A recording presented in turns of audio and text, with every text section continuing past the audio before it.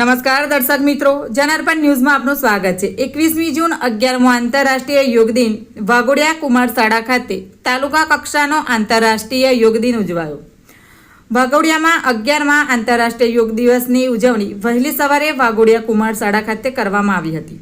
પ્રાચીન ભારતના યોગ વિજ્ઞાનને વિશ્વ ફલન પર લઈ જનાર વડાપ્રધાન નરેન્દ્રભાઈ મોદીના થગાન પ્રયત્નોથી આજે વિશ્વએ યોગ દિવસનું મહત્વ સમજી યોગને અપનાવ્યો છે। સ્વાસ્થ્ય અને મસ્ત રહેવા અનેક સંસ્થાઓ યોગના વિવિધ કાર્યક્રમો શરૂ કર્યા છે। ભારતીય સંસ્કૃતિમાં યોગનો ખૂબ જૂનો વારસો છે।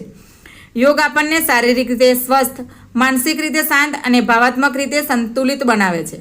જે રીતે યોગ આપણા શરીર અને મન માટે જરૂરી છે, તેવી જ દૈનિક જીવન આહાર વિહારનું પણ એટલું જ મહત્વ છે। આજના આંતરરાષ્ટ્રીય યોગ દિવસે એક પૃથ્વી એક સ્વાસ્થ્ય માટે યોગ થીમ પર પૃથ્વીના તમામ તત્વોની બનેલું આ શરીરને પ્રકૃતિ સાથે જોડી શરીરને સ્વસ્થ રાખવા વિવિધ આસનો થકી ફિટ રહેવાનો પ્રયત્ન કરીએ છીએ। તે જ રીતે પૃથ્વીના સ્વાસ્થ્ય માટે આબોહવા, પર્યાવરણ, જળ, જમીન, હવાને સ્વસ્થ અને સ્વચ્છ બનાવવા 2025ની વડાપ્રધાનની યોગ થીમ છે।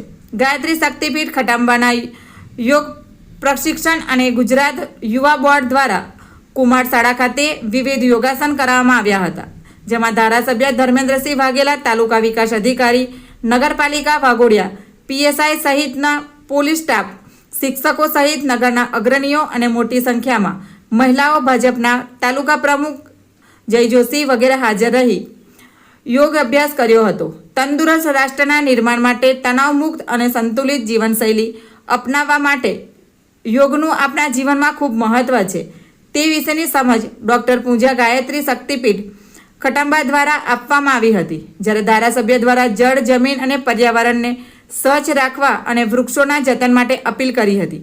Bureau report Pankaj Vasava, Waghodia. આવા જ નવા સમાચાર જોવા માટે જોડાઈને રહો જનાર્પણ ન્યૂઝ સાથે। અમારી ચેનલને લાઇક કરો, શેર કરો, સબસ્ક્રાઇબ કરો। ધન્યવાદ।